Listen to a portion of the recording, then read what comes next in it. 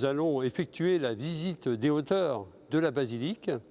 Et nous allons effectuer cette visite en entrant par une petite porte dissimulée dans la façade sud du grand transept.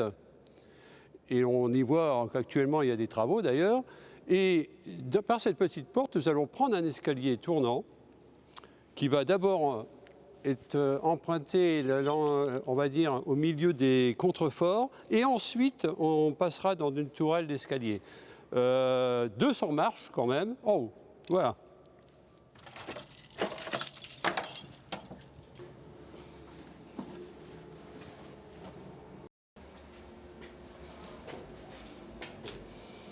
Bon.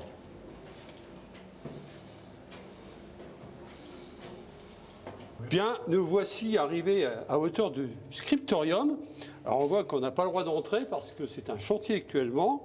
Mais là, nous allons entrer quand même. Voilà. En fait, toute la façade sud est en chantier. On est en train de refaire cette façade qui était en grande partie dégradée. Alors ici, nous sommes dans une pièce tout à fait originale, construite dans l'épaisseur des murs. Vous savez voir comment est important ces murs de soutènement du transept.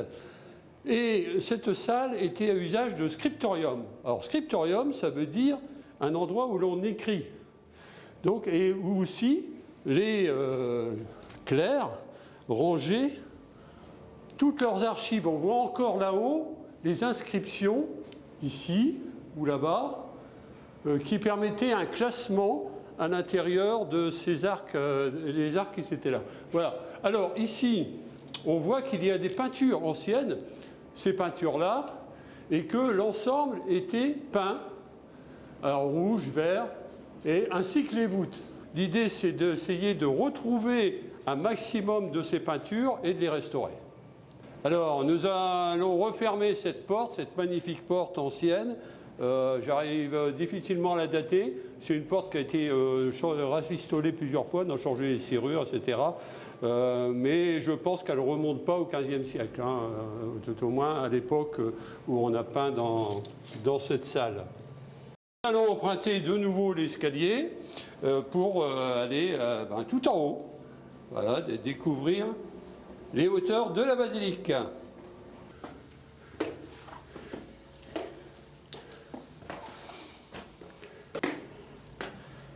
Et voilà, nous sommes arrivés.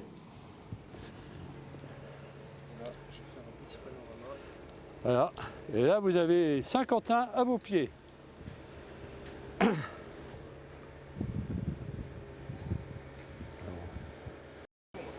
Bien, alors ici on découvre tout le sud de la ville. Ici beaucoup d'arbres. Toutes les parties arborées, ce sont des marécages qui sont en fait occupés par la Somme. La Somme qui prend sa source à 10 km et qui vient se répandre dans ces marécages, y compris dans l'étang d'Isle, qui est un étang monastique construit par les moines de l'abbaye en Isle au XVe siècle. Et ensuite, la Somme recontinue en prenant au fur et à mesure, s'étendant dans les marécages. Alors la Somme est un fleuve qui a très peu de pente, ce qui explique son effet marécageux tout le long de son cours, quasiment presque jusqu'à Amiens. Là par contre, on a une vue très intéressante sur une batterie d'arcs-boutants.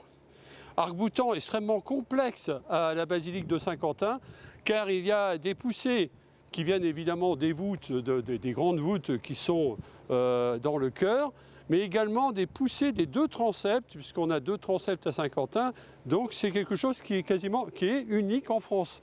C'est-à-dire qu'un système d'arcs-boutants comme ça ne peut pas exister dans les autres églises. Alors je rappelle que les arcs-boutants, ce sont des éléments qui récupèrent les poussées des voûtes, qui sont des poussées obliques, dans des piliers qu'on appelle les culées, et l'astuce c'est de faire descendre ces poussées dans le sol, évidemment de façon verticale. Ici, on peut voir également la flèche. Alors, cette flèche est une flèche baroque. On aurait pu avoir une flèche néo-gothique comme à Notre-Dame, mais ici c'est une flèche baroque qui a été refaite après l'incendie de 1669, donc au XVIIe siècle. Et au XVIIe siècle, on a fait une flèche moderne, donc de l'époque. À l'époque, c'était l'époque baroque. Voilà. Alors c'est une flèche qui a été détruite, ainsi que toute la partie du sommet de la basilique en 1917 par un immense incendie. Et on a refait cette flèche en 1975. Donc il y en a quelque chose d'extrêmement récent. Elle est construite entièrement en chêne et toutes les parties extérieures sont recouvertes de plomb. D'où cet aspect très gris de l'ensemble. La croix terminale culmine quand même à 82 mètres. Hein. Là, nous découvrons l'infrastructure de la flèche. On voit tout cet assemblage de poutres de bois refait à l'ancienne par les compagnons du devoir. Et il y a cette énorme structure en béton qui soutient évidemment cette flèche qui est extrêmement lourde. J'ai dit tout à l'heure qu'il y avait du plomb, alors évidemment c'est très lourd. Et le tout repose sur les piliers du Moyen-Âge, les piliers gothiques qui sont en dessous, qui supportent sans problème toute cette charge supplémentaire.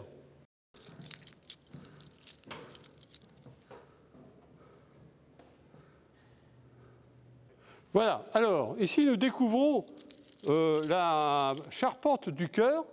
Alors cette charpente n'est pas en bois, mais en béton.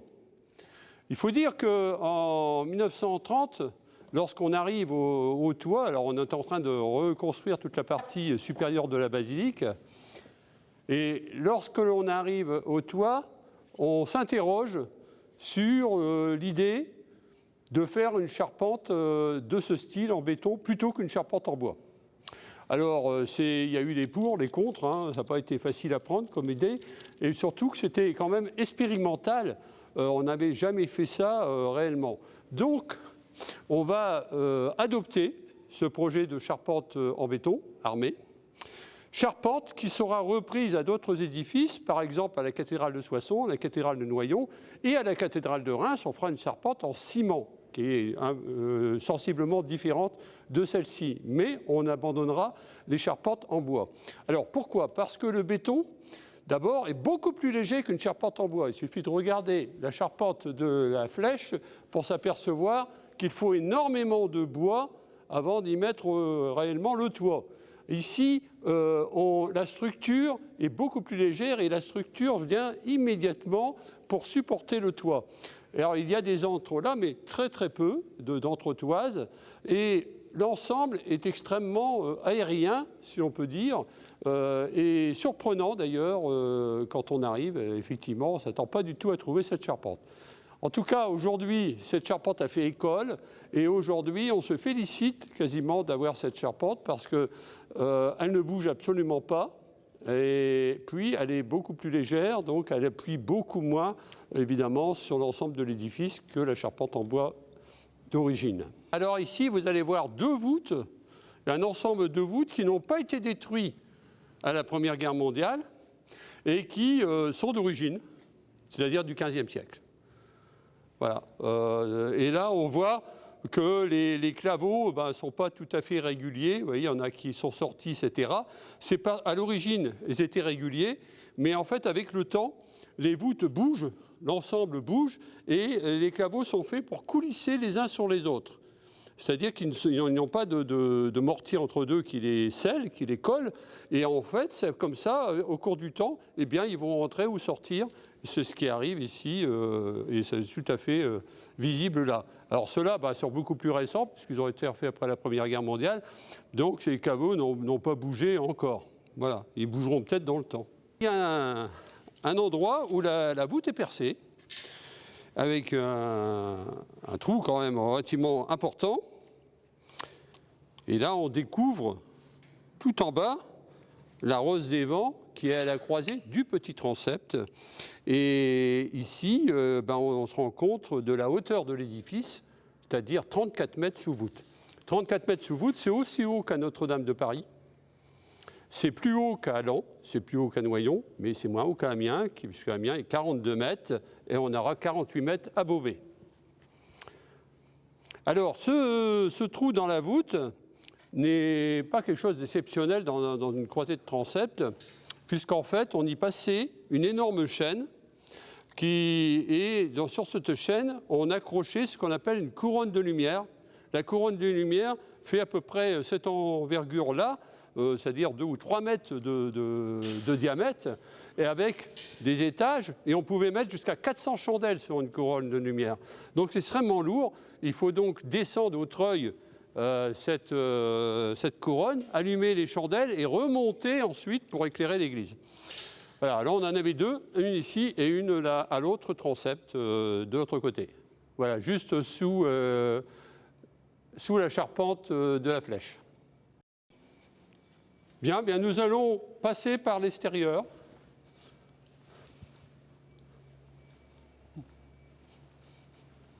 Voilà, et nous voici de nouveau à l'extérieur. Ici, on peut voir une chose qui est en fonction et qui est bien connue dans les cathédrales, ce sont les gargouilles. Et on voit bien ici comment fonctionne la gargouille, parce que là, elle fonctionne. C'est-à-dire que là, nous sommes dans le chéneau, c'est-à-dire l'endroit où l'eau va arriver en venant du toit, hein, tout simplement, dans les gouttières. Et puis, l'eau va emprunter ce canal et cracher par la gueule de la gargouille. Voilà, et on crache en dehors du mur, on crache sur une terrasse en dessous. Et de cette terrasse, de nouveau, il y a une gargouille qui renvoie à l'extérieur. Le système est extrêmement efficace, en tout cas beaucoup plus efficace que les gouttières qu'on a ajoutées par la suite en neutralisant les gargouilles. Alors ici, on découvre les arcs-boutants du chœur, rappelant qu'on est quasiment 2 siècles avant ce que l'on a vu tout à l'heure. Hein. Donc ce qui signifie que ici, on est au début du XIIIe siècle et on a des arcs-boutants ajourés. On reprendra à la cathédrale d'Amiens les mêmes arcs-boutants qu'ici à Saint-Quentin. On peut voir ici des contreforts. Effectivement, toute cette partie-là s'est effondrée au XVe siècle et il a fallu donc la reconstruire dans les années 1470. Et l'architecte, en l'occurrence Collard-Noël, a utilisé ici non pas des arcs-boutants mais des contreforts, c'est-à-dire un système très ancien qu'on employait à l'époque romane. Voilà. Alors, nous découvrons toute la partie est de la ville. Là, on se rend compte que en fait, on arrive à l'extrémité de la ville, on est dans la campagne, hein, on voit les champs là-bas à l'horizon. Et on peut voir ici une partie arborée qui se situe des Champs-Élysées. Voilà. Alors ce sont des promenades qui existent là depuis le XIXe siècle. C'est Bonaparte, lorsqu'il est venu à Saint-Quentin au début du XIXe siècle, inaugurer le canal, a autorisé la destruction des remparts Vauban, enfin type Vauban, qui étaient là et qui occupaient une grande partie tout le tour de la ville. Mais il a demandé à ce qu'on installe des promenades. Alors donc, ces Champs-Élysées, on aurait pu les appeler les promenades Bonaparte, finalement. Voilà. On lève rarement les yeux, hein, mais il faut regarder un peu les endroits où c'est sculpté. Il y a des sculptures sur les descentes de l'arc, là, avec des têtes des visages. Il y en a là-bas, on les voit mieux, voilà. C'est tout à fait intéressant. Alors, ces sculptures qui ont été refaites après la guerre, mais à l'identique de ce qu'il y avait avant. On a, au XXe siècle, on n'invente plus comme on le faisait au XIXe siècle. Voilà.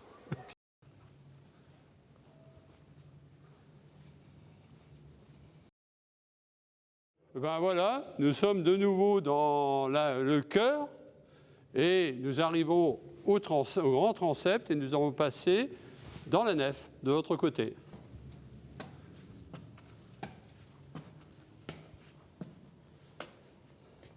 Là, et nous sommes ici dans la nef. On se rend compte, en fait, le chœur est très vaste, presque aussi vaste que la nef, ce qui est pas logique dans une église, du moins dans une cathédrale, telle qu'on pourrait l'imaginer ici. Mais c'est tout simplement parce qu'on a fait à Saint-Quentin un deuxième transept. Alors ce deuxième transept, c'est une énigme qui n'est loin d'être résolue en pour l'instant. Mais il y a quand même des pistes. Tout ce que l'on sait, c'est qu'il y a eu ici une église carolingienne avant celle-ci, donc une église construite autour du Xe, XIe siècle, et que cette église avait 2 transepts probablement, parce qu'on n'a pas de dessin de ça, et avec des chapelles archangéliques, ça on en reparlera tout à l'heure. Et en fait, on peut penser que l'impact carolingien était très important sur la liturgie de l'époque, qui nécessitait 2 transepts. Toutes les églises carolingiennes avaient 2 transepts. La plus connue était Saint-Tula, Saint-Riquier aujourd'hui, qui était l'église mère quasiment de l'Empire de Charlemagne, hein, où se trouvaient toutes les reliques d'ailleurs. Et on commençait d'ailleurs la pérégrination, parce que tout se fait avec une liturgie pérégrinante, c'est-à-dire une sorte de procession dans l'église, par la chapelle Saint-Quentin, ce qui donnait l'importance du culte de Saint-Quentin à l'époque carolingienne. Voilà. Alors, je pense que les chanoines ont recommandé une église, avec celle-ci, avec 2 transepts, parce qu'ils avaient besoin des 2 transepts au niveau liturgique. Voilà. Alors, là, nous allons ouvrir cette porte et nous allons descendre dans le clocher, c'est-à-dire dans la tour porche. Cette tour, je rappelle qu'elle n'appartient pas à la basilique, elle fait partie de l'ancienne église. On situe la construction de cette tour autour du XIe siècle. Elle est venue s'ajouter à l'église carolingienne qui existait ici. Ensuite, on va l'ouvrir un portail au XIIe siècle, quasiment au moment où on va commencer à construire la basilique. Voilà, alors c'est assez compliqué, d'autant qu'à la partie supérieure, il y a une partie baroque aussi. Bon, ça, c'est relativement complexe. En tout cas, c'est intéressant de savoir que la basilique s'arrête là, voilà, et qu'ensuite, eh bien, c'est une tour qui devait probablement peut-être détruite pour laisser place à une belle façade à 2 tours. En tout cas, la façade devait être construite parce qu'on a retrouvé les vestiges des fondations dans les fouilles archéologiques. Donc, elle devait exister, cette façade. Voilà. Mais elle n'est jamais nue. Voilà. Et là, nous découvrons le beffroi et les cloches.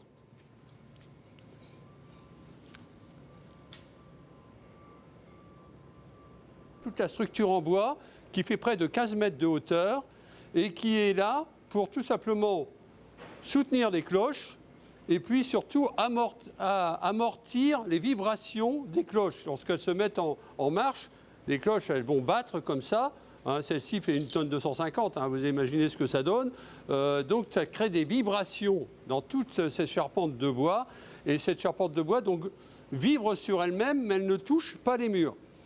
Voilà. Alors cette charpente n'a pas été détruite à la Première Guerre mondiale, ce qui fait qu'elle est d'origine. Alors l'origine, c'est de XVIIe siècle, puisque un incendie ici va détruire le beffroi ainsi que toutes les combles en 1669. Voilà. Et sera reconstruit d'ailleurs avec l'aide de Louis XIV. Donc ça, c'est contemporain quasiment de l'orgue qui se trouve en dessous.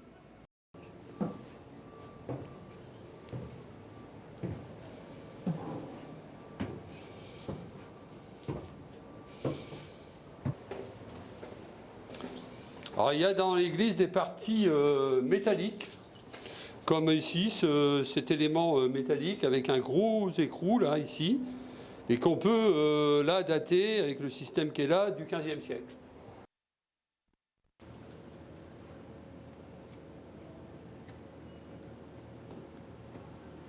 Voilà. Et là, on découvre tout le beffroi.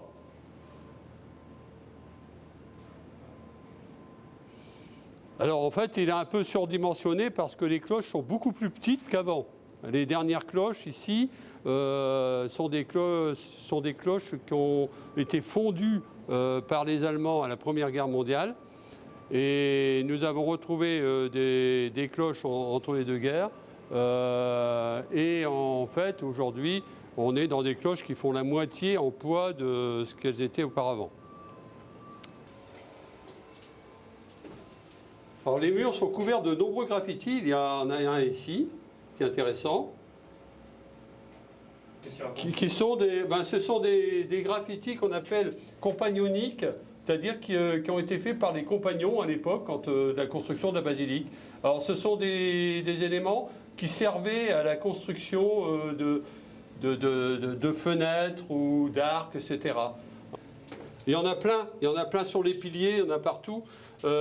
Et en fait, ce sont des éléments de calcul.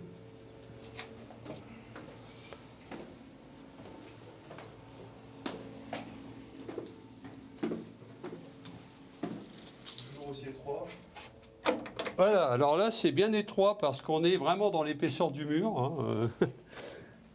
Voilà. Et on arrive.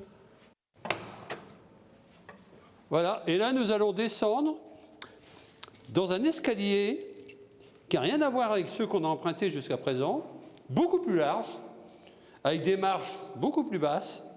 Et on voit là qu'on a un escalier qui n'a pas du tout le même usage. On est dans un escalier qui permettait évidemment d'accéder à l'orgue, donc l'organiste et ses aides, parce qu'à l'époque, il fallait des gens pour pédaler, pour remplir les soufflets. Voilà. Et puis surtout, on va le voir en bas, plus bas, c'est un escalier qui était emprunté par les chanoines, donc un escalier liturgique. Alors, il y a des noms, alors évidemment, il n'y a que celui qui l'a écrit qui le sait. Mais il y a aussi des graffitis beaucoup plus intéressants. Alors le raccordement est un peu bizarre parce qu'en fait le raccordement sur la tour a été fait provisoirement en attendant la construction de la façade. Alors on est resté dans le provisoire, voilà. On voit ici les pierres.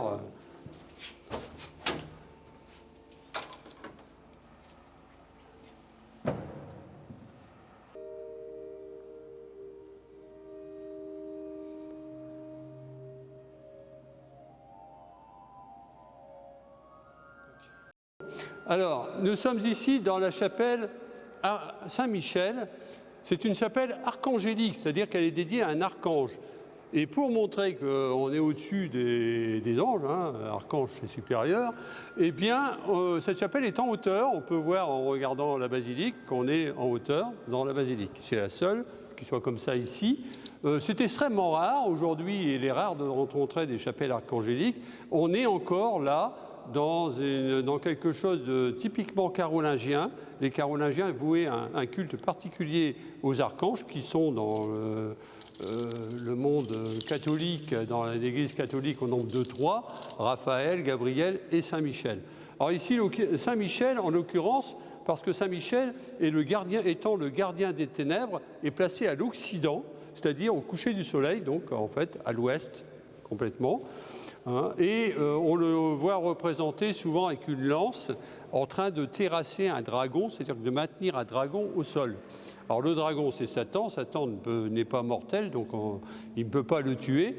Et en l'occurrence, son rôle, c'est de garder justement la lumière par rapport aux ténèbres. Voilà. Alors c'est peut-être un peu complexe, mais en gros, c'est ça. Alors, cette chapelle avait été utilisée par les chanoines qui venaient là 2 fois par semaine en procession. Et pour venir en procession, il fallait qu'ils empruntent un escalier tel qu'on l'a vu en descendant. Et en fait, il y a un deuxième escalier identique de l'autre côté parce qu'ils doivent monter d'extorsium, c'est-à-dire dans le sens d'une aiguille d'une montre, et ils doivent descendre pareil. Parce que quand on est dans une liturgie, on tourne toujours dans ce sens-là. Il n'y a qu'une seule fois où on tourne dans l'autre sens, c'est pour faire le chemin de croix. Alors ici, en l'occurrence, on ne sait pas ce qui s'y faisait. Il devait certainement se passer quelque chose. Il y avait tout un rituel autour de cette procession qui est perdu aujourd'hui. Ce que l'on peut voir encore dans cette chapelle, d'étonnant et de remarquable, ce sont des carrelages. Tu peux avancer. Des carrelages en terre cuite qui représentent des formes géométriques, ici des étoiles en l'occurrence. C'est la terre cuite teinte dans la masse et il y a différentes sortes de carrelages qui constituaient en fait tout un programme sur l'ensemble. Alors c'est quelque chose d'unique. On ne connaît pas dans d'autres endroits où il y a des carrelages du XIIe siècle en place. Parfois on en trouve dans les musées mais pas en place. Voilà. Donc c'est parce que le carrelage en terre cuite, bien il est usé depuis longtemps parce que quand on avait ça dans les églises, mais à force de marcher, en rien de temps, les carrelages étaient usés, donc on a remplacé par de la pierre et puis on a fait disparaître ces carrelages. Alors il y a ce type de carrelage est dessiné dans l'album de Villard-de-Honnecourt, célèbre album conservé à la BNF, album du XIIIe siècle, et qui donne plein d'éléments. C'est un carnet de notes d'un compagnon du Moyen-Âge et il y a plein d'éléments de construction et de décoration. Voilà. Alors ça explique pourquoi on a fait pour le public un caillebotis ici pour protéger ces carrelages et empêcher évidemment les gens de marcher dessus, voilà, et à terme de les détruire. Les peintures qui sont dans cette chapelle sont des peintures du 19e siècle. Au 19e siècle, on a fait énormément de peintures dans l'église, il n'en reste plus beaucoup. Et là, on peut voir un peu une idée de comment était peint, tout au moins, le cœur de l'église. Hein. Le cœur de la basilique était peint comme ça. Voilà. Bien, alors avant de quitter la chapelle, il y a encore un élément intéressant ici. Ce sont les vitraux. Alors les vitraux, quand on les regarde, ils n'ont rien d'intéressant. C'est des vitraux gris, voilà, ils ne sont pas très beaux. Mais ils diffusent une lumière tout à fait spéciale. Quand on prend du blanc, alors la chemise, elle n'est pas blanche, mais elle reflète un peu, on voit qu'il y a un côté extrêmement lumineux sur le blanc. C'est une décomposition de la lumière qui est faite dans le vitrail. Voilà, je ne connais pas le procédé, j'ai essayé de le demander à des maîtres verriers qui m'ont dit de ne pas le connaître non plus. Alors bon, en tout cas, les vitraux sont du XVIIe siècle. Voilà, nous allons quitter la chapelle et redescendre dans l'église. Alors, effectivement, il y a de nombreux graffitis. Celui-ci est particulièrement intéressant. Alors, il paraît anodin, celui-là. Voilà, ce graffiti ici.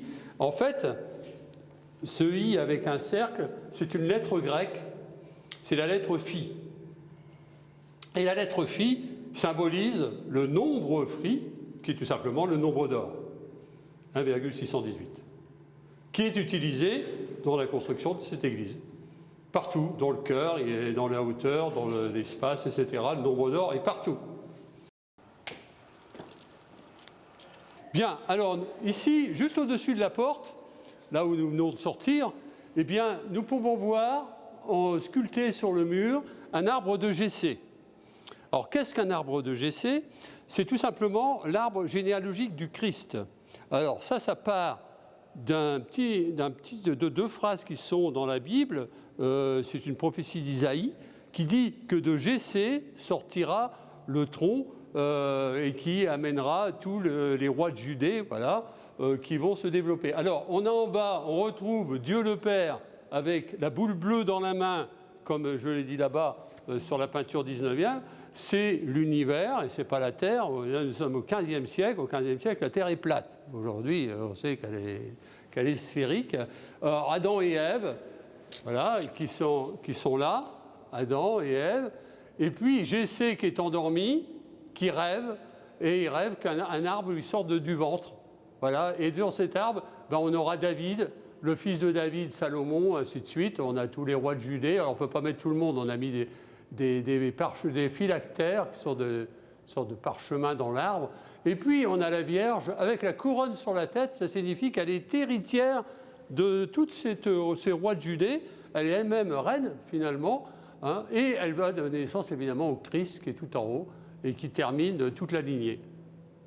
Voilà. Cet ensemble est du XVe siècle. Polychrome, c'est-à-dire dans les couleurs d'origine. Voilà, ce qui est extrêmement rare également. Voilà, eh bien, je vous remercie et à plus tard.